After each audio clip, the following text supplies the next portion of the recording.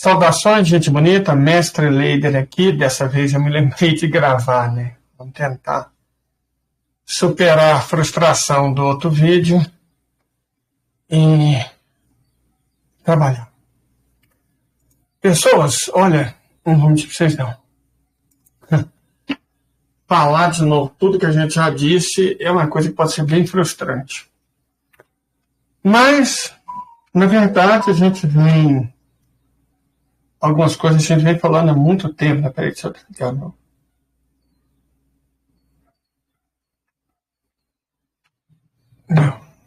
Eu gostava do MSN, que tinha jeito de ficar offline. O WhatsApp não, o WhatsApp é lentão demais da conta. Mas vamos lá. Petrodólar. Ontem, Sua Alteza Real, Príncipe Herdeiro Mohammed bin Salman bin Abdulaziz Al Saud anunciou que a Arábia Saudita não vai renovar o acordo que tem com os Estados Unidos a respeito do petrodólar. E é impressionante o silêncio sepulcral da imprensa sobre o assunto. Assusta, inclusive. Não vê um pio sobre o assunto. Como se fosse uma decisão tipo reduzir a quantidade de bolacha no lanche das crianças de uma escola qualquer do interior do estado do Paraná, como se fosse marcar uma nova data para o campeonato moçambicano de segunda divisão. É impressionante, ninguém está falando nada, mas o alcance disso é colossal. Para vocês entenderem o tanto que é colossal, nós vamos ter que fazer um pequeno histórico sobre o que é o petrodólar. Bom, deixa eu compartilhar aqui. Compartilhar a tela.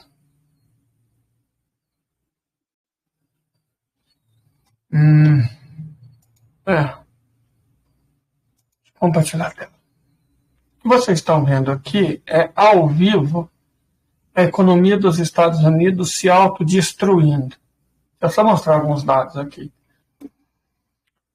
O déficit público, a dívida pública federal, 34 trilhões e 813 bilhões de dólares. E a Miriam Leitão, ninguém do Globo News, da Folha, do Estadão, da Veja, dá um pio sobre isso.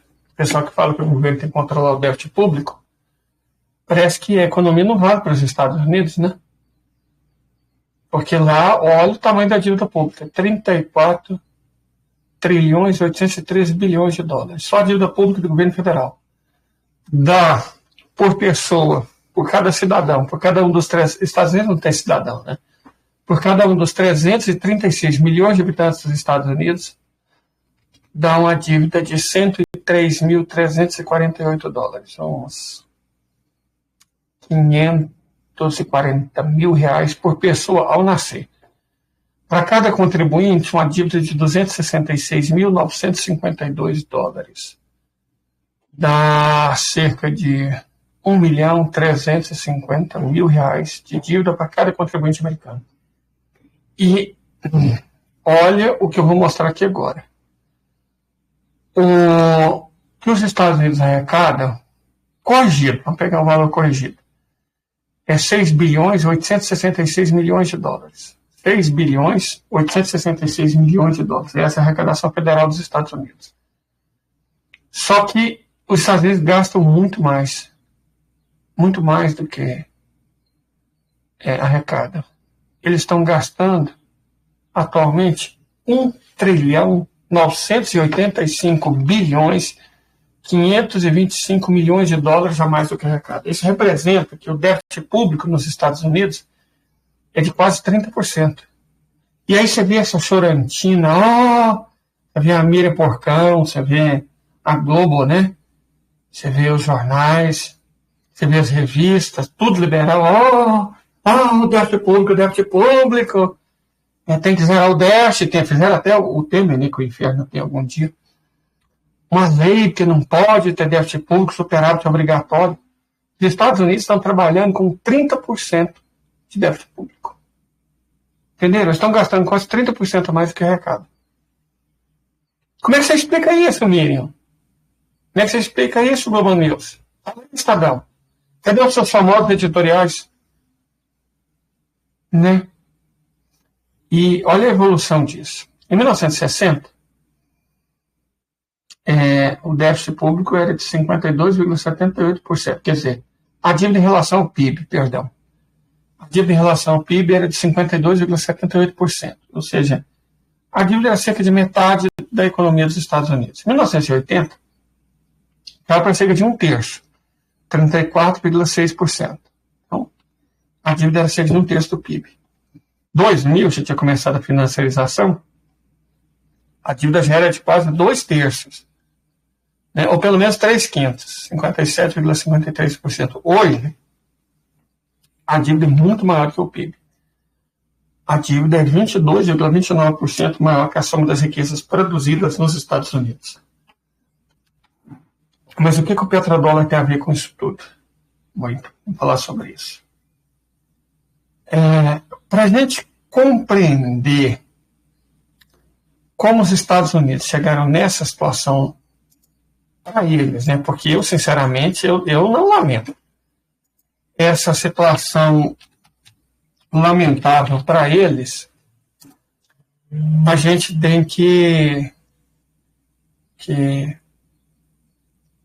entender mais ou menos o que aconteceu nos Estados Unidos. Correto? Foi o seguinte, pouco depois da Segunda Guerra Mundial, fizeram, a União Soviética não participou, evidentemente, o mundo capitalista fez os acordos de Bretton Woods. O que foram os acordos de Bretton Woods? Basicamente, gente, é o seguinte,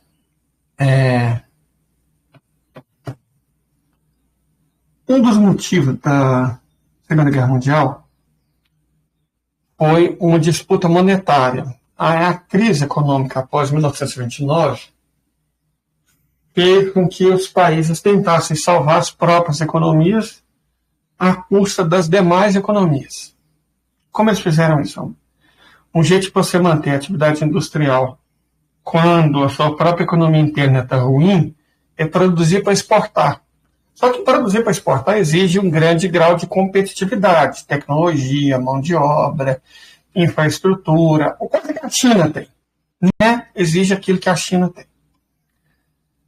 Só que esse é um caminho mais difícil, né? Um caminho mais difícil, então os países optaram por uma saída mais fácil. Simplesmente desvalorizar a própria moeda. Por que desvalorizar a própria moeda é uma ideia que ajuda nisso? Porque ao desvalorizar a sua própria moeda, você torna os seus produtos baratos e torna os produtos estrangeiros caros. Então você desincentiva a importação ao mesmo tempo que facilita a exportação. Ou seja, a sua indústria não vai ter concorrência externa, porque fica caro exportar para você, mas você consegue exportar para os outros, porque a sua moeda está desvalorizada. Então seus produtos ficaram baratos artificialmente. Mas começaram uma corrida de desvalorização de moeda que, misturada a coisas outras, acabou levando à Segunda Guerra Mundial. Então, em Bretton Woods, um hotel que fica, acho que no estado do Vermont, New Hampshire, não lembro bem, um lugar lá da Nova Inglaterra, eles resolveram fazer esse acordo. O acordo era o seguinte, você criaria uma institucionalidade, manteria o BIS. Essa história de manter o BIS é interessante. O que é o BIS? O BIS é o Banco Internacional de Compensações, é uma espécie de banco central dos bancos centrais. E ele foi fundamental para a Segunda Guerra Mundial.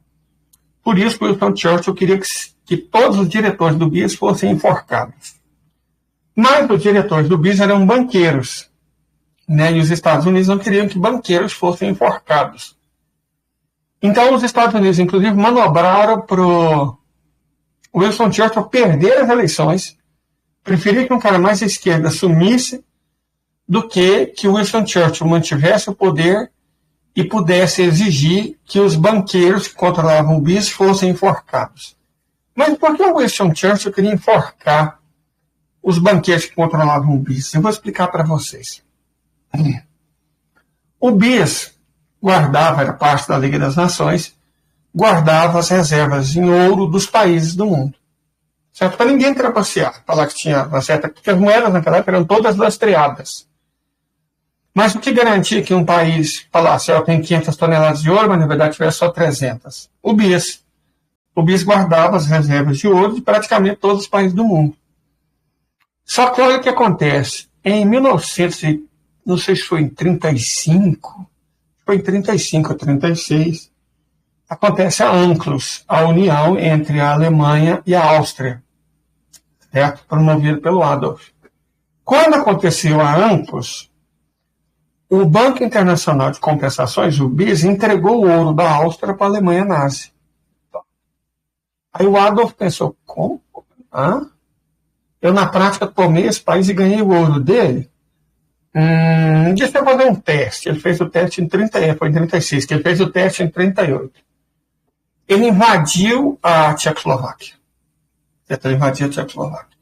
E tomou a República Tcheca para ele. Transformou a Eslováquia no Estado fantoche. E adivinha o que o BIS fez? Entregou o ouro da Tchecoslováquia todo para a Alemanha, argumentando que agora era um país só. E aí o Adolf podia não ser o cara mais genial do mundo, mas burro ele não era. Então ele entendeu que se ele invadisse um país, o BIS iria entregar todo o ouro desse país para ele. Então quando você vê a notícia lá da estratégia alemã da Blitzkrieg, invadir a França pela Bélgica e pela Holanda, ao invés de pela Alsácia, na linha Maginot, o que os historiadores, os ocidentais falam?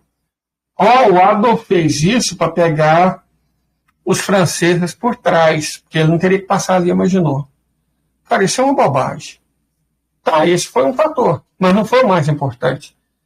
O mais importante, que explica por que ele invadiu a Bélgica, a Holanda e Luxemburgo, não foi para dar a volta por trás, foi para roubar, com o apoio do BIS, todo o ouro desses três países.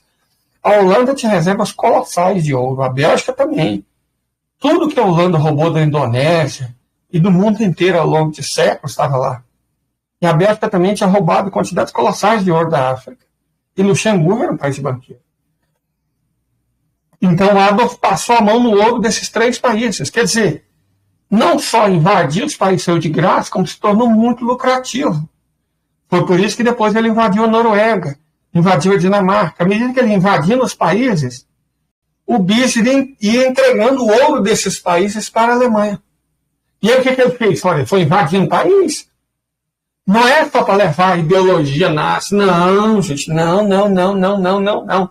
Teve um motivo econômico que os liberais do mundo inteiro, os defensores de banqueiros, as editoras de livros, textos, sediadas quase todas nos Estados Unidos, principalmente no Reino Unido e alguns até no Canadá, nunca contam. Eles nunca contam. O que é?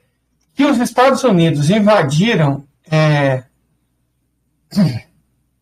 esses países para simplesmente poder ficar com o ouro deles. Certo? Para ficar com o ouro deles. Teve Estados Unidos, perdão, a Alemanha nazista, confunde os regimes. A Alemanha invadiu esses países para roubar o ouro deles, cara. Isso só foi possível graças ao BIS. Então, um dos principais, se não o principal motivo da Segunda Guerra Mundial, porque você fala, foi o nazi. Cara, como assim o nazi? Os alemães fizeram o que os europeus sempre haviam feito. Sempre haviam feito, só que com russos e com outros povos. Aí você fala, 6 milhões de pessoas foram desvividas durante a Segunda Guerra Mundial. 6 milhões aí de uma determinada religião. Mas e os 28 milhões de soviéticos? Os 28 milhões de soviéticos. Mais que isso. E os 12 milhões de congoleses. Gente, o que a Alemanha fez com essa religião, com projetos dessa religião, foi basicamente o mesmíssimo que o reino da Bélgica fez com o Congo. Só que só a metade. Porque a Alemanha nazi eliminou 6 milhões de pessoas dessa religião, enquanto o reino da Bélgica eliminou 12 milhões de congoleses. Então, que diferença tem? Inclusive, o Whoopi Goldberg desapareceu do cinema. Desapareceu de Hollywood. Vocês já viram ela? Sumiu. Sabe por que ela sumiu? Porque uma vez ela fez essa questão em público. Na entrega de uma premiação lá, ela falou que estava espantado com a quantidade de filmes sobre judeu. Toda hora tinha um filme sobre judeu ganhando penca de Oscar, né? Pijama Listrado, A Vida que é Bela, Pianista, Lista de Schindler, Inglórias que eram bastardos. Estava cheio de filmes, sempre cheio de filme falando sobre a tragédia das pessoas europeias em religião judaica. Mas não havia nenhum filme falando sobre os negros passaram, por exemplo, no Congo. E aí cancelaram ela, sumiu. Falar mal dessa, né, em Hollywood é fim de carreira. Mas porque o Whoopi Goldberg falou está corretíssimo do ponto de vista histórico. Os belgas assassinaram 12 milhões de congoleses, 12 milhões de congoleses. Metade do que os alemães e outros europeus assassinaram. Quer dizer, metade, o dobro do que outros alemães, né, alemães e outros europeus assassinaram. E ninguém fala um pio, não tem um filme sobre congoleses. Já repararam? Já viram um congolês com pijama listrado? Um congolês falando que a vida é bela? Um congolês pianista? Um congolês fazendo lista? Um congolês bastardo? Isso você nunca vai ver. Hollywood não dá um pio por isso. Porque isso é um ponto de vista histórico interessante, né? É muito fácil aos alemães malvados, os nazis, não, gente. O que os alemães fizeram contra, principalmente os russos, principalmente os russos, que os alemães fizeram contra os russos, contra os soviéticos, matando 28 milhões deles. E contra outros povos, basicamente a mesma coisa que os ingleses fizeram na Índia. Só que na Índia, os ingleses não mataram 6 milhões, eles mataram 300 milhões. Certo? Na Índia, eles mataram 300 milhões. Depois eu vou até fazer um videozinho sobre isso. Ou foram responsáveis por 100 milhões de mortes na China, 100 milhões de mortes nas Américas, os europeus, 100 milhões de mortes na África, os europeus do modo geral. Então, o que foi feito foi basicamente o que os europeus sempre fizeram desde o século XVI. Você fala, oh meu Deus, o nazi, tal, que coisa horrorosa, que horror. Não, gente! Para! É uma tragédia terrível, terrível, que foi feita com 6 milhões de pessoas. Mas é uma tragédia muito mais terrível que eles fizeram com 300 milhões de pessoas na Índia, que fizeram com 100 milhões de pessoas na China, com 100 milhões de africanos, e 100 milhões de indígenas americanos, com 12 milhões de congoleses. Porque a questão, o que era diferente, é que o que o Adolf fez agora era contra branco, porque contra russo também não tem problema, não. 28 milhões de soviéticos foram desvividos. Ninguém dá um pio. Então, o que você faz contra pessoas de cor ou contra russos, não, sem problema nenhum.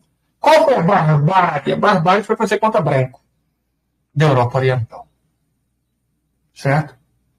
Então, é claro que essa coisa, né, dos regimes europeus que sempre existiram, por exemplo, a ideologia nazista do regime nazi não é tão diferente da que existia nos Estados Unidos, com a lei de Jim Crow. Vocês já ouviram falar sobre os campos de concentração no Mississippi, na década de 1920? Quando teve uma inundação terrível na região do Vale do Mississippi. Você vai o que o governo dos Estados Unidos, o presidente Coolidge fez? Vamos contar o que o presidente dos Estados Unidos fez? Ele resgatou os brancos e os pretos eram obrigados a trabalhar de graça para os brancos. E foi assim por 2 anos. Não era só campo de concentração, campo de trabalho forçado, não. Ele reescravizou todos os negros dos Estados Unidos, colocou em campo para eles não migrar para o norte e conseguir um emprego e uma vida melhor. Ele garantiu que os pretos permanecessem no sul dos Estados Unidos trabalhando como escravos por 2 anos, isso no século XX. Até a década de 1960, em muitos estados americanos, preto não podia estudar junto com branco. Era crime transar com branco. A mesma regra na Alemanha. Não podia ser enterrado no mesmo cemitério que o branco. Então, A Alemanha não fez nada de novo, ela fez legalmente o que os Estados Unidos estavam fazendo. Ela fez o que os europeus sempre fizeram. E quando vocês acham que foi a população aborígene na Austrália? O Brasil tinha estimado 5 milhões de indígenas em 1529, um ano antes da colonização portuguesa. Em 1929, o Brasil não tinha 200 mil. Quanto vocês acham que foi os 4 milhões e 800 mil indígenas? Será que a pessoa é para a Lua? Porque não foi só os europeus, né? Os brasileiros também fizeram. A gente não pode colocar a culpa dos europeus de tudo. Dos portugueses a culpa de tudo. Mas o fato... Vou dar um exemplo melhor. O México. O México, em 1529, tinha estimativa, dizia que a população do México podia chegar a 30 milhões de habitantes. O México, nos últimos 10 mil anos, em 4 mil deles, foi o país mais populoso do mundo. O México, um ano antes da colonização espanhola, era a terceira nação mais populosa do mundo. Tinha 30 milhões de pessoas. Em 1630, 100 anos depois, a população do México tinha caído para 1 milhão de habitantes. Quanto vocês acham que foram os outros 29 milhões de mexicanos? Então, o que os europeus fizeram contra os próprios europeus, já viram fazendo contra gente no mundo inteiro. Não é nada de espetacular, não. Não. Vocês já viram um filme de mexicano com pijama listrado? Azteca? Sendo salvo por uma lista? Já viram um filme de um pianista quechua? De um bastardo indiano, do inglório chinês? Entende o que eu estou falando? Vocês conseguem compreender, né? Então, as causas da Segunda Guerra Mundial são muito mais complexas que isso. Uma das causas, talvez a mais importante e a mais silenciada sobre a qual ninguém fala, ninguém fala nada, é o BIS simplesmente entregava o ouro dos países que a Alemanha invadia para a Alemanha. Então a Alemanha não só ganhava muito dinheiro invadindo o país, como financiava a máquina de guerra. Por isso, Winston Churchill queria enforcar todos os diretores do BIS. E os Estados Unidos manobraram até que ele perdesse as eleições logo após a Segunda Guerra Mundial. Para que os banqueiros do BIS não fossem enforcados. Então os Estados Unidos conseguiram só que eles fossem demitidos. Pobrezinho. Custaram a vida de 100 milhões de pessoas. Mas foram demitidos. Uau, né? Eu cito a justiça sendo feita. Parabéns, país excepcional. Parabéns, país indispensável. Né? Eu fico muito feliz do presidente Truman ter demitido os diretores do BIS, né? Nossa, a justiça foi feita, com certeza. Enfim, Winston Churchill queria que eles fossem enforcados e Truman garantiu que eles não fossem. Mas ele não fez só isso, não. Em Bretton Woods, ele tratou de criar o Fundo Monetário Internacional e o Banco Mundial. BIRD, Banco Internacional de Reconstrução e Desenvolvimento, World Bank. Essas instituições faziam parte do sistema Bretton Woods. Na verdade, é uma maneira dos Estados Unidos controlar o sistema financeiro mundial. Mas a principal inovação não era essa. Era o dólar-ouro. O que era o dólar-ouro? Para evitar a nova desvalorização de moeda, eles fizeram o seguinte acordo. As moedas iriam variar de acordo com o dólar americano. Todas as moedas do mundo variariam de acordo com o dólar americano. Mas e o dólar americano? O dólar americano só seria emitido quando os Estados Unidos tivessem uma determinada quantidade de ouro. Então, se os Estados Unidos tinham, digamos, uma quantidade X de ouro, eles podiam emitir uma quantidade X de dólares. Então, o dólar tinha lastro. As outras moedas do mundo passaram a se lastrear no dólar americano. As outras moedas no mundo não se lastreavam no próprio ouro, como era antes, por dois motivos. Primeiro, lembra do BIS? Ele sumiu com o ouro desses países entregando para a Alemanha nazista. Então, eles não quiseram se arriscar novamente. Eles entenderam o risco, que era uma coisa como o BIS, ter o controle do ouro do mundo. Só que eles não quiseram se arriscar a enforcar, né, os caras, como eles deveriam ter sido enforcados. Não. Entendemos que vocês fizeram a coisa feia, não pode. Entendemos que agora nunca mais a gente vai criar uma instituição para ficar com o ouro do mundo, porque senão alguém vai fazer exatamente o que vocês fizeram, certo? Então a gente sabe que vocês são culpados. Os Estados Unidos reconheciam que o BIS era culpado. Mas eles ofereceram uma alternativa. O ouro fica nos Estados Unidos e os Estados Unidos só emitem moeda quando tiver ouro. Esse é o dólar ouro. Um dos grandes responsáveis pelos anos dourados do capitalismo nos anos 50 e 60. Mas aí o que acontece? Os Estados Unidos entram, né, forçam a guerra no Vietnã. Eles acharam que ia ser uma guerra fácil, afinal era a guerra da maior potência do mundo capitalista contra o plantador de arroz. Mas vai ser moeda, né? Vai ser mel na chupeta. Só que não foi. Não foi mel na chupeta. Os anos se passavam, os Estados Unidos gastavam dinheiro, e nada deles conseguia derrotar os plantadores de arroz.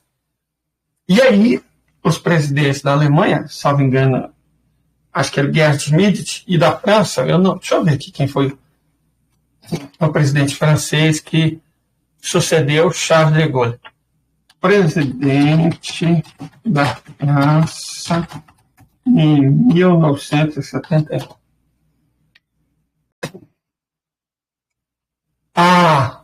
Valéry Giscard.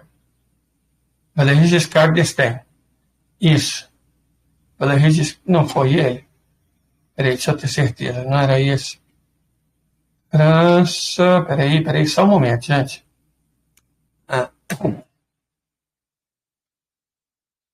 Não, Georges Pompidou, perdão. Presidente Georges Pompidou. Sabia que não era um desses manés? Né, porque o Giscard era um mané. Era Georges Pompidou. Georges Pompidou da França e o Gerd Schmidt da Alemanha. Eles resolveram pagar para ver. Estados Unidos está gastando um universo de dinheiro nessa guerra do Vietnã. Mas você tem realmente todo esse ouro para imprimir todo esse dólar? Mostra para mim o ouro. E adivinha? Os Estados Unidos não tinha, como era óbvio. E aí o que então o presidente dos Estados Unidos, Richard Nixon, fez? Surpreendeu, não aboliu, não. Até hoje a lei, em teoria, está valendo. Até hoje, em teoria, a lei está valendo. Certo? Até hoje ela está valendo. Os Estados Unidos suspenderam a conversão automática de ouro em dólar. Perfeito? Em 1971.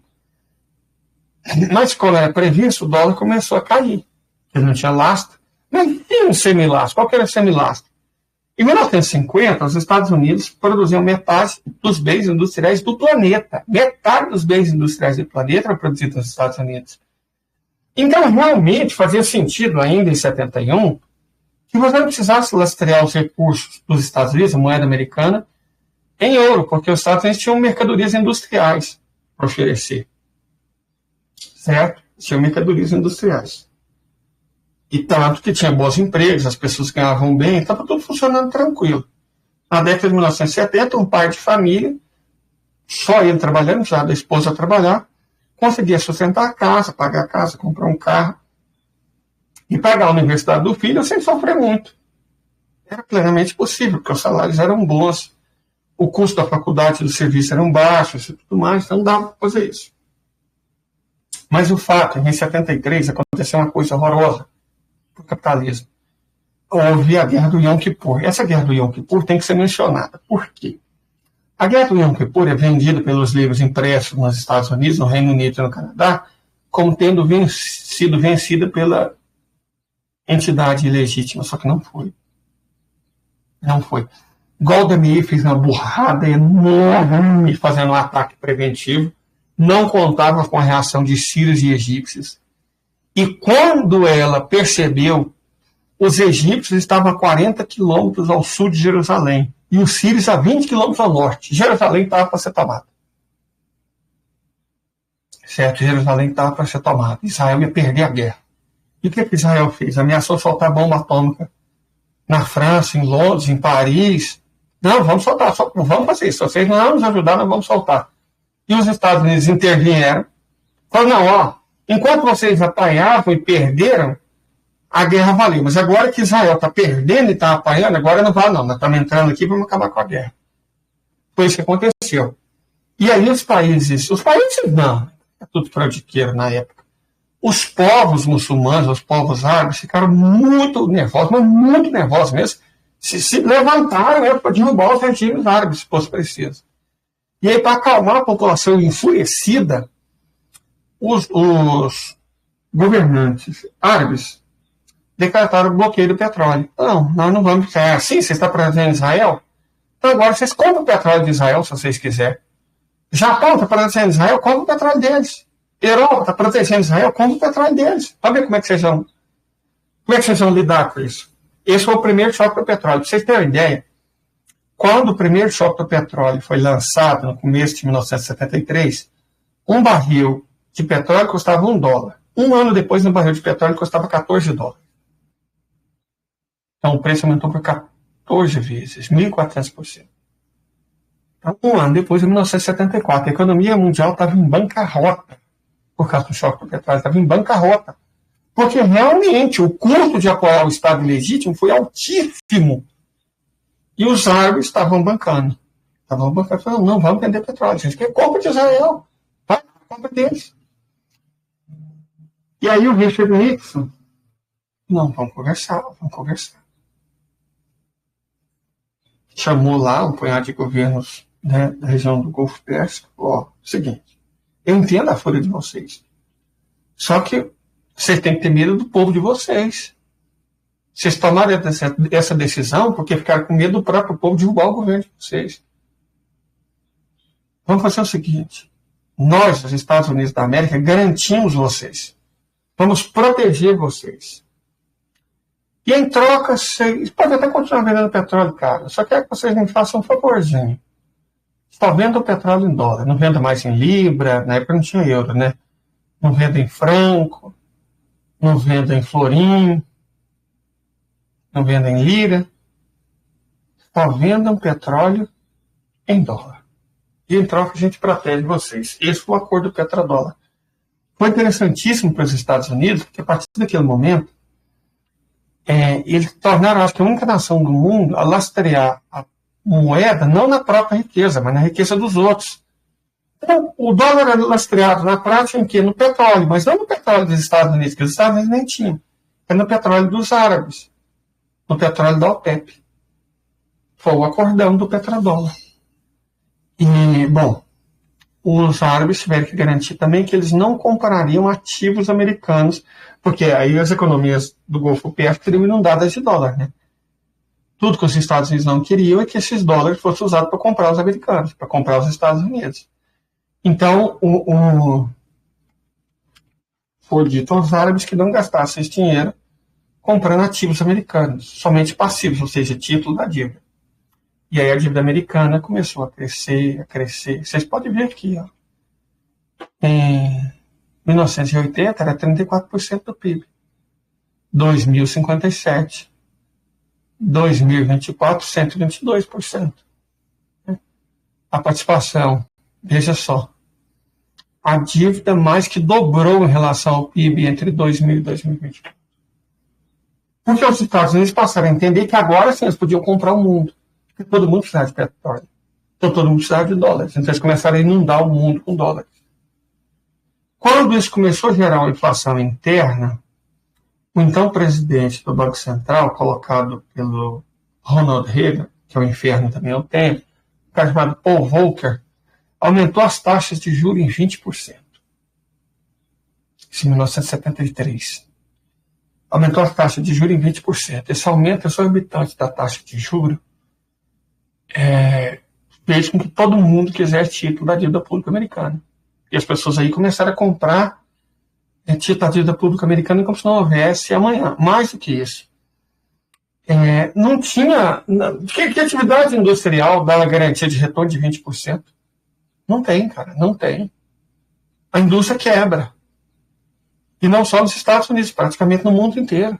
E outra, que país conseguir dar um retorno tão grande quanto 20%? Ninguém. Então, os juros que não foram pré-fixados, porque todo mundo acreditava que o Banco Central tinha bom senso, o Banco Central dos Estados Unidos, a dívida do resto do mundo explodiu. Por que houve, nos anos seguintes, nos anos 1980, uma enorme crise da dívida externa mexicana, argentina, brasileira, no mundo inteiro? Porque o valor da dívida foi para a estratosfera. Foi para a estratosfera por causa da emenda Volcker. Certo? Por causa da emenda Volcker. Ele aumentou brutalmente a taxa de juros. E aí não tinha atividade econômica no mundo que conseguisse concorrer com taxa de juros. E os Estados Unidos, olha só. Eu não sei porque que Nixon é tão odiado pelos Estados Unidos, porque salvou os Estados Unidos de várias formas. Os Estados Unidos, ato contínuo, fizeram outra coisa, fizeram um acordo com o então presidente chinês para normalizar as relações com a China, Mao Zedong. Certo? Isso por Richard Nixon, normalizou as relações com a China, né, deixou de reconhecer Taiwan e passou a reconhecer Beijing. Ok. Mas, por volta de 1979, o presidente da China era Deng Xiaoping, e o dos Estados Unidos, como a gente viu, era Richard Nixon, Ronald Reagan. Ronald Reagan, associado por Paul Volcker, porque Ronald Reagan era um besta, era um burrão, era um ator de filme de cowboy. Era um burrão, sabe? Um burrão. Tipo um Bolsonaro que sabe usar talheres, um burrão. Então, Bolsonaro. Reagan era um burrão, mas estava assessorado pelo que havia de pior na economia mundial, né, que os neoliberais. Consenso de Washington. O que era o Consenso de Washington? Era um acordo entre as nações anglo-saxônicas governadas por neoliberais. Era Margaret Thatcher, do Reino Unido, Barry Mulroney, do Canadá, e Ronald Reagan, dos Estados Unidos. O que era o Consenso de Washington? Privatizar, tirar o Estado da economia. Né? Mas Ronald Reagan não fez só isso. Ele foi na China conversar com Deng Xiaoping. Falou, Deng, é o seguinte, com essas taxas de juros não tem como uma empresa industrial nos Estados Unidos dar lucro. Não compensa. E eu já até fiz um vídeo onde o Nassif explica como isso acontece, né? Porque é o rendimento da taxa da dívida pública que determina qual que é o rendimento mínimo aceitável em qualquer outra atividade econômica. Então, para que você vai arriscar ganhar 15% ao ano? Arriscar na indústria, se você pode ganhar 20% ao ano sem fazer nada, só emprestando para o governo. Você não vai investir, você vai emprestar para o governo. É assim que a taxa de juros controla a economia. Se o juro está muito alto, ninguém quer investir no comércio, na indústria, no serviço, na agricultura, na mineração. Se o juro está muito alto, todo mundo só quer emprestar dinheiro para o governo, é o que o Banco Central faz. Certo? É o que o Campos Neto faz. O fato da família Marinho ter 10 bilhões de dólares, e, portanto, cada ponto percentual que a taxa de juros da Selic subir, a família Marinho ganhar 100 milhões de reais, eu quero acreditar que isso não influencia a decisão do Campos Neto, né? Quero acreditar que isso não influencia.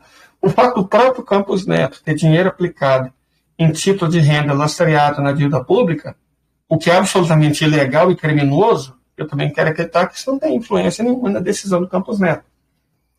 Mas o fato é que quanto maior a taxa de juro que um país oferece a respeito à sua dívida, menos o investimento e o consumo são incentivados. Por que o consumo é desincentivado? Porque ele se torna muito caro.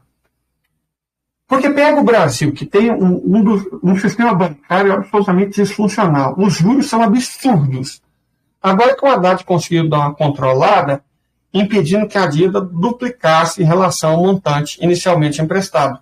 Mas até o Haddad impor essa medida, o banco emprestava R$1.000 e no fim de um ano você estava devendo 10 mil. O sistema bancário brasileiro é surreal. As taxas de juros aos consumidores nos Estados Unidos estão na faixa de 15%, 16%, já estão altíssimas, porque era 5%, 6%.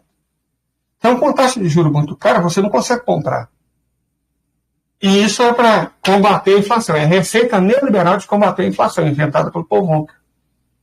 Certo? Mas vamos voltar ao caso. Paul Volcker faz o seguinte, China, nós ficamos sabendo que os salários aí são baixos, é $20. E as leis ambientais, nenhuma. A gente pode investir aí, sei lá. Aí o Deng Xiaoping, que não era bobo nem nada, viu a oportunidade. Falou, não, faz o seguinte, eu vou criar algumas cidades aqui no sudeste da China para vocês investirem à vontade. Chama de Zona Econômica Especial. Zona Econômica Especial. Vocês vão poder investir, não tem legislação ambiental, pode ter certeza que não vai ter greve, pode ter certeza disso, não vai ter greve. Os salários são $20 semanais. Não é $20 mensais. A gente só tem uma coisinha boba. Você nem vai ver. Como a gente vai ser sócio de vocês, você sabe, a China é comunista, metade dos lucros são nossos. Normal, né? Já dá o terreno, mão de obra baratíssima, não tem direito trabalhista, garantimos que não vai ter greve, vocês pagam uma mixórdia e metade do lucro é nosso, pode ser? Ronald Reagan, assessorado pelo Paul Volcker, concordou. Ele imaginava que o dinheiro que o Estado chinês ganhasse, ele ia fazer como os árabes fizeram, investir em título da dívida pública norte-americana. Ele imaginava isso. Ele realmente acreditou que os chineses fariam isso. Só que os chineses é outro plano. Eles começaram a pegar esse dinheiro e investir na infraestrutura. Falaram, vocês não vão investir na compra da nossa dívida? Não, nós vamos até comprar a dívida de vocês, sim. Deixa só nós fazer umas ferrovias ali. E a compra da nossa dívida pública? Então, vamos investir. Só que agora não precisa de rodovia. E a compra, China, se eu nem comprar a nossa dívida pública, igual os árabes, então nós vamos. Só que a gente fez tanto ferrovia que ficou sem aço. Então vamos ter que fazer as siderúrgicas. Aí passa mais um ano. Opa, China, cadê o dinheiro de vocês entrando para comprar a nossa dívida? Para financiar a nossa dívida? Então, eu até queria. Mas lembra que nós temos que produzir mais aço? A gente não tinha ferro. Vamos ter que investir em mineração. Mais um ano. China, cadê a grana? Então, lembra do ferro? Só que nós esquecemos carvão, tem que produzir carvão. E aí, com isso, a China foi investir na indústria pesada, em primeiro lugar, na agricultura, infraestrutura, energia, tecnologia, ciência, tal. Quando eles viram, a China tinha se tornado o que ela é hoje, a maior economia do mundo. A China não fez como os árabes. Ela preferiu se tornar a maior economia do mundo. Mas vamos voltar à questão do petrodólar. Os Estados Unidos já estavam percebendo o tom que estava levando da China. E não estava importando tanto assim, não, porque as empresas deles estavam ganhando muito dinheiro. Então, e quando elas ganham dinheiro, a parte deles do lucro, eles podiam, na época, enviar de volta para os Estados Unidos. Eu não sei se vocês sabem, mas hoje a China não permite. Se uma empresa americana ganha dinheiro na China, ela tem que pedir autorização do governo chinês para enviar esse dinheiro de volta. E na maior parte das vezes, a China não permite, ou permite o envio só de uma parte. Que tem que ficar na China. A China foi ficando poderosa e foi criando regras e podando os americanos. Lembra do salário de $20? Até hoje tem gente que o trabalhador chinês ganha essa miséria. Até hoje tem gente que acha que a super competitividade da economia chinesa é por causa de salário baixo. Não é. O trabalhador médio da indústria chinesa ganha o dobro do brasileiro. O dobro. Então, por que a China é super competitiva? Porque ela é super competitiva em infraestrutura, energia, transporte, sistema financeiro sólido e eficiente e, principalmente, a ideia de cluster. Tudo que você precisa para produzir uma coisa perto. Vou dar um exemplo. Isqueiro. Um isqueiro custa 16 centavos de dólar na China. E custa 16 centavos de dólar há 20 anos. Há 20 anos o preço do isqueiro é 16 centavos de dólar. Como é que eles conseguiram isso? Um isqueiro tem 18 peças. Na cidade que faz metade dos isqueiros do mundo, que é chinesa, você tem fábricas das 18 peças. E não só uma, várias. Elas competem entre si. E você tem várias empresas que montam isqueiro, fábricas que montam pedaços de isqueiro, que tem gás, que tem tudo lá. Então, isso se chama cluster, porque aproxima todas as etapas do setor produtivo, sem necessidade de fazer como num país capitalista. Uma empresa só compra todas as outras e aí ela fornece para ela mesma. Isso não é permitido na China. Então, se tem uma empresa que monta, ela tem que comprar as peças de outra. Então, não são só uma empresa dona de tudo. São várias empresas concorrendo entre si. Mas não é uma concorrência predatória. Porque se alguém fizer uma concorrência predatória, o governo chinês vai... Digamos que aquela pedrinha custa 1,5 centavo de dólar. E aí chega uma empresa nova, tá lá, quer saber, vou vender 1 centavo de dólar para quebrar as outras, e depois eu assumo o mercado e passo a vender a 2 centavos de dólar. Nos Estados Unidos dá para você fazer, na China não. Na China o governo chega e você vai vender pelo mesmo preço que todo mundo está vendendo, acabou. Tem dessa não. Socialismo é isso. Correto?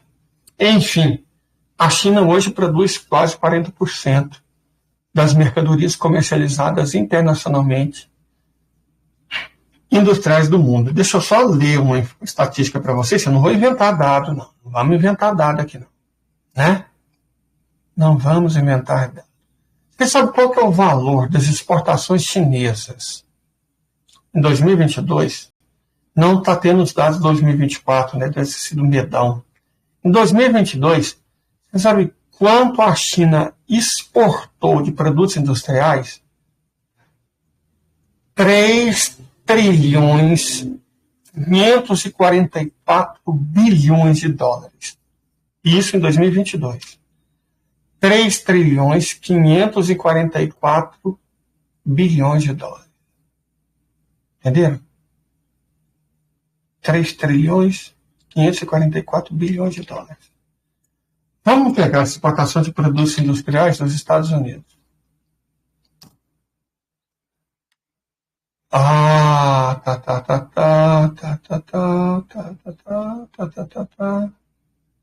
Vamos lá, os Estados Unidos.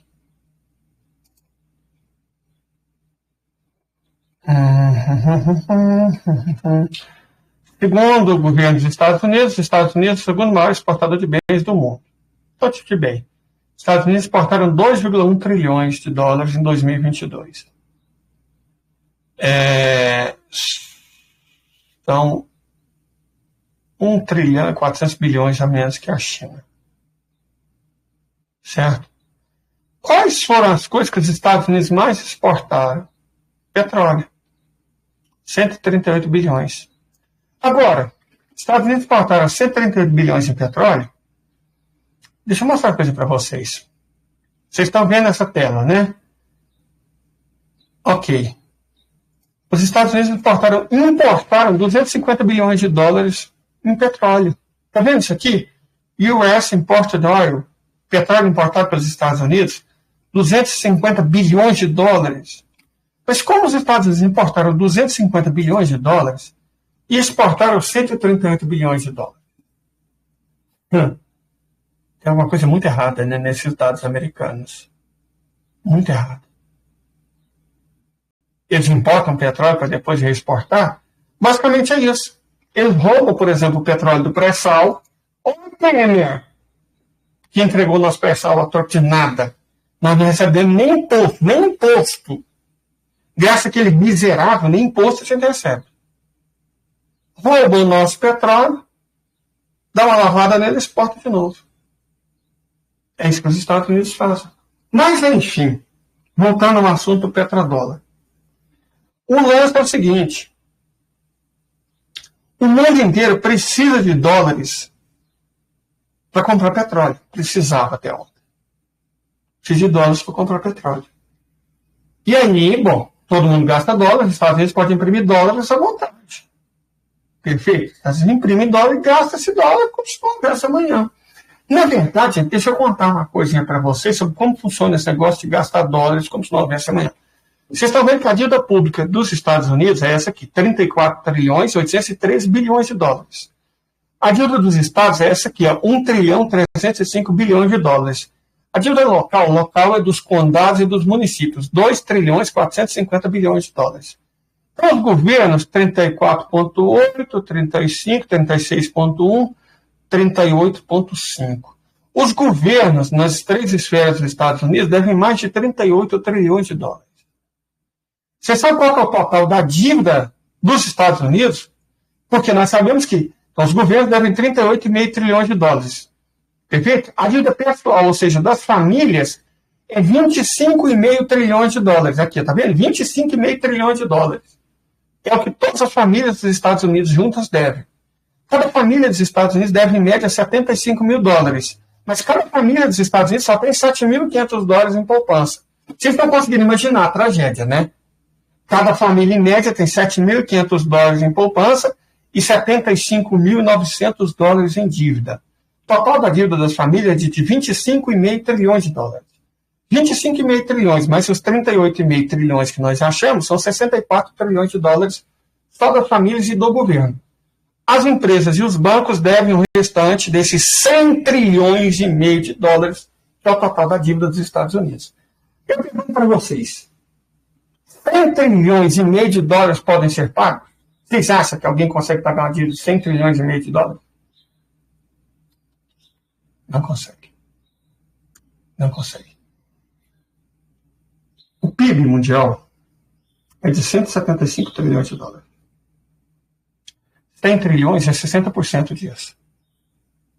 Então, os Estados Unidos devem o equivalente a 60% da riqueza da Terra. E são responsáveis por 15% da riqueza da Terra. Então, quer dizer que eles devem 4 vezes mais do que a participação deles na riqueza. Em resumo, essa dívida é absolutamente impagável. Ela não vai ser paga. Lembre-se de Michael Woods, uma dívida que não pode ser paga, não vai ser paga. Que basicamente é evidente, né? Isso é evidente. Eles não têm como pagar uma dívida que não pode ser. Né? Não tem como. Deixa eu mostrar o que os Estados Unidos valem para vocês. Tá vendo aqui? Sabe reserva de metal precioso, de ouro? Os Estados Unidos têm 1 trilhão e 200 bilhões de dólares em reserva de ouro. 1 trilhão e 200 bilhões é o que vale o ouro dos Estados Unidos. Dívida, 100 trilhões. Eles têm 1 trilhão em ouro.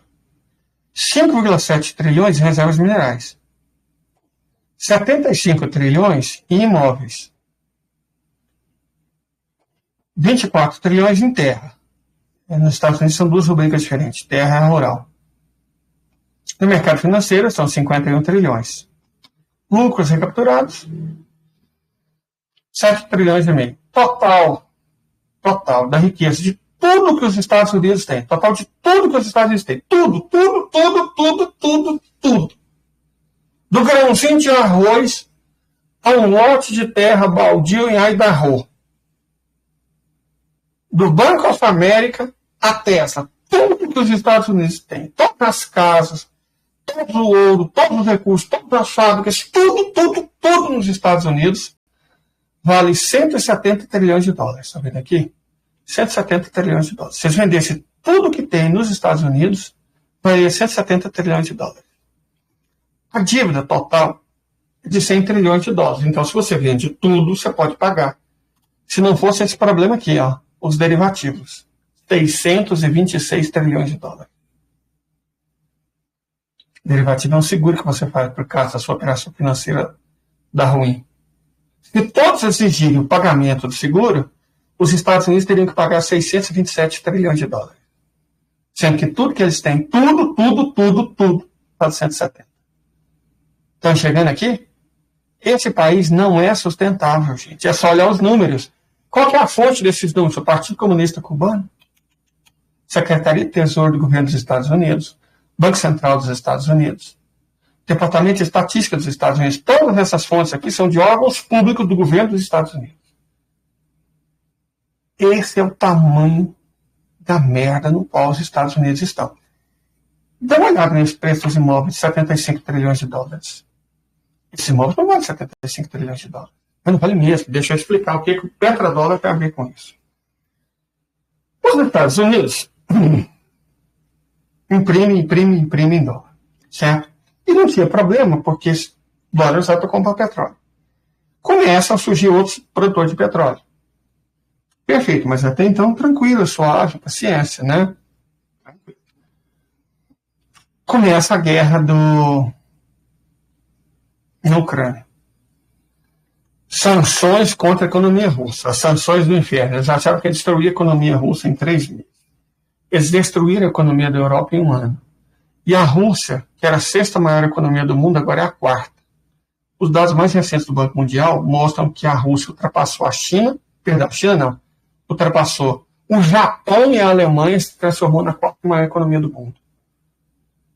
E não foi só isso que a Rússia fez. A Rússia iniciou um programa ambicioso e avançado de desdolarização da economia mundial. Os bancos centrais dos países dos BRICS começaram a se organizar para desdolarizar a economia mundial. A China, metade de tudo que ela vende, lembra? Vamos relembrar o que a China vende? Só de bens industriais? Aqui, ó, a China vende só de bens industriais, Estamos com dado aqui, gente, aqui, ó, 3 trilhões e meio de dólares. 3 trilhões e meio de dólares. certo? Isso é que a China vende. 3 trilhões e meio de dólares. Metade de tudo que a China vende, agora ela não está recebendo mais em dólar, em outras moedas, na própria moeda ou na moeda do país que compra. A Índia, mais da metade de tudo que ela exporta, ela já recebe na moeda do país ou na própria moeda. A Índia desdolarizou fortemente a sua economia e as suas exportações. Os árabes fizeram isso, com extrema agressividade. Os Emirados Árabes Unidos, mais da metade de tudo que eles recebem não é mais em dólar. A Arábia Saudita, mesmo antes do anúncio de ontem, já aceitava vender petróleo até em shilling queniano. Então, o que foi acontecendo?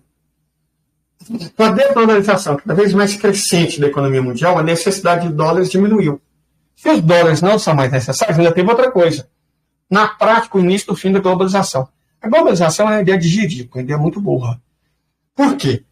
Porque você aproveita as vantagens localizacionais. Por exemplo, a Argentina produz couro barato, e quando a gente for fazer um carro, o couro, os bancos de couro vêm da Argentina.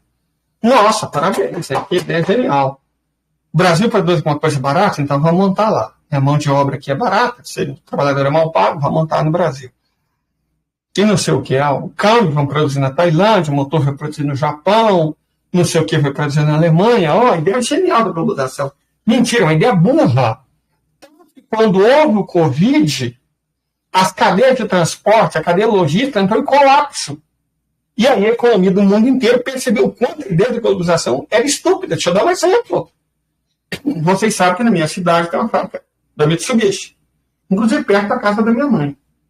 Pertinho da casa da minha mãe. 10 minutos de caminhada. Agora eu vou lá. 10 minutos de caminhada. Inclusive, eles vão investir mais 4 bilhões e 500 milhões de reais nela. Mas não é sobre isso que eu quero falar. Durante a pandemia, ficou 2 meses sem produzir um único carro. Sabe por que ela ficou 2 meses sem produzir um único carro? Porque 2 fábricazinhas de Taiwan deixaram de produzir microprocessadores, que juntando os 2 microprocessadores, pesa meio grama. Por causa de meio grama de 2 fábricazinhas de Taiwan, a Mitsubishi ficou 2 meses sem produzir carro. A globalização é uma ideia estúpida, porque qualquer coisa que acontece em qualquer uma das partes do processo, o processo inteiro trava. Veja, a produção de um carro tem milhares de componentes. Catalão não tem nenhuma metalúrgica. É a típica cidade global. Vem tudo de fora, aqui só monta. Certo? Mas isso é muito competitivo, é vantajoso. Demais, né? Demais. Super competitivo e super vantajoso. Parabéns. Parabéns. É muito competitivo, muito vantajoso. Só que, se 2 fábricazinhas não conseguem produzir, o processo inteiro trava. Certo? Ficou evidente que a ideia da globalização, de um ponto de vista da economia mesmo, era profundamente estúpida. É isso que eu preciso que vocês entendam. Era uma ideia profundamente estúpida desde o começo. Porque qualquer falha na cadeia produtiva iria colapsar o sistema inteiro. Foi o que o Covid demonstrou. Certo? Então, estava evidente. Mas se essa ideia era estúpida no seu fundamento, por que ela foi levada tão longe? Simples. Porque aumentava a necessidade do uso de dólares. Todas essas peças que a Mitsubishi Brasil compra, a maioria delas vem de fora. Se ela compra uma peça da Tailândia, ela não vai pagar em baht tailandês, ela vai pagar em dólares. Então, você tem que comprar dólares para pagar os tailandeses. Chegar lá, o dólar vai ser vendido para ser transformado em baht. E aí os tailandeses vão ter que comprar, sei lá, minério de Mianmar, vai pagar em dólar. Para fazer o minério em Mianmar, você precisa de máquina chinesa, paga em dólar. Então, todas as transações globais passaram a ser feitas em dólar, controladas pelos Estados Unidos, portanto. Os Estados Unidos, ao mesmo tempo em que aumentou a necessidade da própria moeda, aumentou o controle sobre o uso da moeda. Porque você tem um sisteminha, né, que eles fizeram, o sistema SWIFT, que realiza essas trocas de moeda. Então, os Estados Unidos tinham acesso ao sistema SWIFT, sabia quem comprava de quem, quanto, quando e por que preço. E usava essa informação para benefício próprio. E aí, o que eles começaram a fazer? Começaram a banir os países do sistema SWIFT. Baniu a Coreia do Norte, depois baniu o Irã e, por fim, baniu a Rússia. Enquanto baniu a Coreia do Norte, baniu o Irã, que não tem muita participação no comércio mundial, ninguém, de fato, precisa muito deles, estava tranquilo. O problema foi quando baniu a Rússia. A Rússia não era um produtor de groselha. A Rússia é um dos maiores produtores e exportadores mundiais de petróleo, de gás natural, de minérios dos mais diversos, de vidro, de alumínio, coisa que os países do mundo, de energia, do mundo inteiro precisam. Não dá para você ficar sem fazer comércio com a Rússia. E os americanos aprenderam isso da pior maneira. Porque o que os russos fizeram? Fizeram o seu próprio sistema de transações. Depois misturaram eles com o chinês, com o indiano, com o iraniano, e eles começaram a negociar sem dólar. Resultado, os dólares começaram a voltar para os Estados Unidos. Chegando nos Estados Unidos não tem indústria. Como é que você vai investir nas empresas? Você não vai investir nas empresas. Você vai comprar título da dívida pública, e aí explica por que ela cresceu tanto, já está em quase 35 trilhões de dólares, aumenta 1 trilhão de dólares a cada 99 dias. 1 trilhão de dólares a cada 99 dias. Então, ok. Mas você sabe que uma dívida que não pode ser paga, não será paga. Então, por mais que siga, não é arriscado emprestar para os Estados Unidos, porque eles não têm como pagar. Eles devem 34,8 trilhões, só o governo federal, e só arrecada 6,8 trilhões. Olha, se você deve 34,8 e só arrecada 6,8, é óbvio que você deve 28 trilhões a mais que você arrecada. Não tem como fechar uma conta dessa. Bom, então vamos investir nas empresas. Que empresas? Transferir tudo para a China. Que empresas? Que empresa industrial está bom nos Estados Unidos apenas? Enquanto o governo pretende até essa maravilha, né? Só que agora ela não consegue concorrer com a BYD, que produz carro muito melhor, muito mais barato e tem uma tecnologia superior. Em vez de bateria de lítio, bateria de sódio. Difícil, né? Então, onde nós vamos investir? Vamos investir na Bolsa de Valores. E aí começou a entrar dinheiro tem que ir para algum lugar. Não pode ser gastado no consumo. Porque senão gera inflação. Para não pegar no consumo, eles aumentaram o título da dívida pública, que pagava 0,25%, passou a pagar 5,25%. Então, muita gente investiu na dívida pública. O problema é que, ao fazer isso, não só a dívida cresceu, mas o gasto com pagamento de juros cresceu. Aqui, quer saber qual que é o gasto de pagamento de juros? Está vendo essa fileira aqui? Está vendo isso aqui? Esse é o gasto de pagamento de juros oficial do Banco Central Americano, o Fed, é o que os Estados Unidos gastam de juros. 866 bilhões, 155 bilhões de dólares todos os anos. Todos os anos. Então, cada vez mais, o percentual da arrecadação dos Estados Unidos gasto a pagamento de juros vai crescer. Eles gastam 897 bilhões de dólares com defesa. Como assim defesa? O último país que atacou os Estados Unidos foi o Reino Unido, em 1815. Portanto, faz 209 anos que ninguém ataca eles. Como assim defesa? É para ataque. Né? As tais 870 bases no mundo inteiro, envolvendo guerra no planeta inteiro. Isso gera lucro para eles. Mas só para as empresas, para o complexo industrial militar. Era 500 empresas, agora são 6. Capitalismo, concentra. Essas empresas têm poder de monopólio, não investem em ciência e tecnologia. Resultado, tecnologicamente, os Estados Unidos foram para o buraco, não tem arma que concorre com as chinesas, com as russas, na verdade. Eles não concorrem mais nem com as coreanas e iranianas. Seguro espacial, 1 trilhão 441 bilhões. Só que intermediado pelos bancos. E esse Medicare é interessantíssimo. Medicare é interessantíssimo. Que é o sistema de saúde público dos Estados Unidos, é o seguro de saúde obrigatório, 1 trilhão 776 bilhões. Mas todo mundo fala, os Estados Unidos não tem SUS, então como é que eles gastam 1 trilhão 776 bilhões? Esse dinheiro não vai para as pessoas. Esse dinheiro vai para as seguradoras. São as seguradoras que embolsam grande parte desse dinheiro, não as pessoas. Deixa eu dar um exemplo. Faz coisa de um mês atrás, eu tive que fazer, eu tenho asma, né? Então eu posso ter que fazer uns exames. E aí, o SUS fornece a maioria, inclusive o exame de raio-x, só que leva tempo. Como é baratinho, eu resolvi eu mesmo pagar, foi R$50. Eu paguei por um raio-x. Sabe qual que é o preço médio do raio-x em Nova York? Que é um dos lugares onde ele é mais barato? $176, o mais barato, $177, na verdade, a $220. $177, deixa eu ver aqui quanto que dá, quanto em real são $177. $177. $177 são R$945,74. Sabe quanto eu paguei pelo raio-x? 50. Como os americanos pagam no mínimo R$900 a mais que eu? Não tem o custo de fazer um raio-x, Gente, pelo amor de Deus, é uma máquina. E hoje em dia você nem gasta prata. Você nem gasta prata. O negócio é impresso, né? Impresso, impressora comum, você dá um. Aí é impresso uma folha que você passa para o seu médico. Perfeito? Então, como é que o custo no Brasil é $50? Com lucro, porque é claro que o laboratório que eu fui tem lucro. Como é que o custo no Brasil é R$50 e nos Estados Unidos é R$944? Não é R$944. A maior parte é embolsado pelas seguradoras. Então não é que os Estados Unidos não gastam em saúde, eles não gastam em saúde, eles gastam pagando seguradoras. Lembra o setor FIRE? FIRE. Finanças, banco, né? Insumos, seguradora, real estate. Real estate, que é o quê? Imobiliário. É aí que eu vou entrar. Real estate. Qual que é o valor imobiliário dos Estados Unidos? 75 trilhões e 656 bilhões de dólares. Mas não é isso tudo. Você sabe por que vale isso tudo? Porque à medida que os dólares foram chegando, os Estados Unidos não tem mais indústria. Investir na bolsa é um risco. As empresas estão tudo quebrando. A dívida pública é um risco, porque os Estados Unidos não têm dinheiro para pagar. Então você vai enfiar esse dinheiro comprando imóvel.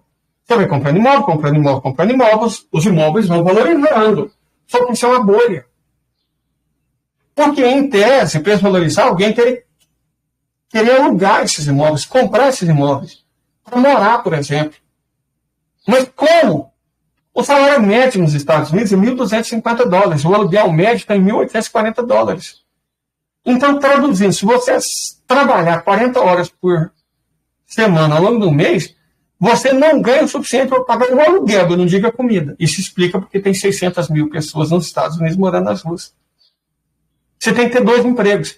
E aí, explica outra coisa interessantíssima. Nos Estados Unidos, se você olha os indicadores, se você ouve a Miriam Leitão ou o pessoal do Globo News dando as notícias, os Estados Unidos está com esse desemprego muito baixo. Verdade, está com esse desemprego muito baixo. Mas o que acontece normalmente na economia quando esse desemprego está muito baixo? Os salários aumentam. O Puglia do Campos Neto, inclusive argumenta que tem que aumentar os juros, né? Tem que reduzir a queda de juros porque o emprego está muito alto. Isso pode levar à inflação. Olha o argumento do canário. Mas, em última instância, se você não tiver aumento na oferta de bens, isso realmente vai acontecer. Só que os Estados Unidos têm uma oferta de bens. Só que são importados. Está vendo isso aqui? Ó, deixa eu mostrar aqui para vocês. Déficit comercial. Aqui, ó. O déficit comercial dos Estados Unidos, estão vendo aqui? 1 trilhão e 75 bilhões de dólares. Os Estados Unidos importam os bens industriais para não ter que produzir. Então, eles garantem que não vai ter inflação comprando bens industriais feitos em outro país. Mas os países precisam de dólar. Eles precisam que os países aceitem o dólar. Mas mais que isso. Você não tem aumento da inflação por conta da oferta. A oferta aumenta, é só importar vindo de fora. Ok. Então, porque está todo mundo empregado nos Estados Unidos, os salários são muito, muito, muito mais baixos do que era 40 anos atrás. Não só os salários não crescem, mas como efetivamente eles caem. Porque são só empregos bosta. Só emprego merda. Os empregos industriais, que é o que pagam bem, foi tudo para a Ásia. Saiu tudo nos Estados Unidos. Não tem emprego industrial. O que sobrou de emprego nos Estados Unidos? A não ser para uma elitezinha. Sobrou de emprego nos Estados Unidos, ser chapeiro, ser entregador de aplicativo. Foi esse emprego que sobrou nos Estados Unidos. Todos os bons empregos os Estados Unidos exportaram. Exportaram por quê? Para não ter uma classe trabalhadora. Para não ter uma classe trabalhadora organizada, simplesmente exporta os empregos e os melhores salários. Só que sem os salários não tem consumo. Para manter o consumo, as pessoas começaram a emprestar dinheiro, que para os bancos é ótimo. E é por isso que está vendo aqui o dado que eu estou mostrando, dívida pessoal das pessoas, 25 trilhões 571 bilhões de dólares, quase o valor do PIB. Como as pessoas devem tanto nos Estados Unidos, mas tanto, que não ganham. Elas pegam dinheiro emprestado para continuar consumindo. E às vezes não é um consumo inútil, às vezes é porque precisa comer. E aí você tem que pegar dinheiro, porque seu salário não dá. Você está trabalhando em 2 empregos, só que só tem emprego bosta. Você trabalha em 2 empregos e o dinheiro não dá para você se alimentar. Você tem que pegar dinheiro emprestado. Ótimo para os bancos. Péssimo para a economia, péssimo para a sociedade. E agora, gente, agora vai piorar muito, porque eu expliquei por que esse real estate, o setor imobiliário, vale supostamente 75 trilhões de dólares. Só que isso é especulativo. Quando essas bolhas imobiliárias, causadas por esse excesso de dinheiro que está entrando, estourar, isso aqui vai valer o quê? 15 trilhões? Então, o total do que os Estados Unidos têm, se perder 60 trilhões, cai para 109 trilhões. Certo? 109 trilhões. Os mercados, digamos que eles caem, igual caiu na crise de 29, caem 60%. Então eles vão perder o quê? Nisso aqui eles vão perder mais 30 trilhões. Então de 109 cai para 79 trilhões. Se vender tudo que tem nos Estados Unidos, não vai dar para pagar o total de dívida que eles têm. E eu não estou considerando o total de derivativos. Olha o total de derivativos, que é o seguro de dívida. 626 trilhões de dólares. Em resumo, nada mais salva a economia dos Estados Unidos. Nada mais salva. Se eles forem minimamente inteligentes, eles estão desesperados. Porque a medida tomada ontem pela Arábia Saudita vai tornar tudo isso que vocês estão vendo aqui 10 vezes pior. E não vai começar de uma vez. Pode ver que eles estão segurando a notícia ao máximo, estão tentando ao máximo fingir normalidade. Mas deixa eu dar um exemplo só para encerrar aqui do que estão tentando fazer. Quando os dinossauros foram extintos, foi basicamente um dia, né? Todo levou uma semana. Depois de um mês, 90% das espécies de dinossauro estavam extintas. Depois de 3 meses, as espécies de dinossauro estavam todas extintas. E os mamíferos na toca. Eles evoluíram pequenininho, escondidinho, para ficar na toquinha, escondido de noite, sair só de noite, voltar correndo. Então, não tinha mais dinossauro, mas os mamíferos estavam tudo na toca com medo.